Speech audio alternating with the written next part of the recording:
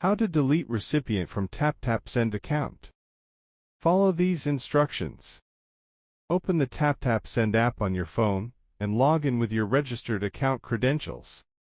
Tap the menu icon or your profile icon, usually found at the top left corner of the screen. From the menu list, find Peoples to view all the people you've previously sent money to.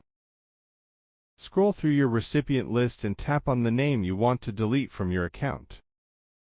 On the recipient's details screen, look for a delete or trash bin icon and tap it. A confirmation pop-up will appear asking if you want to remove this recipient. Select yes or confirm. The recipient will now be successfully deleted and removed from your TapTap Send account list. Thank you for watching.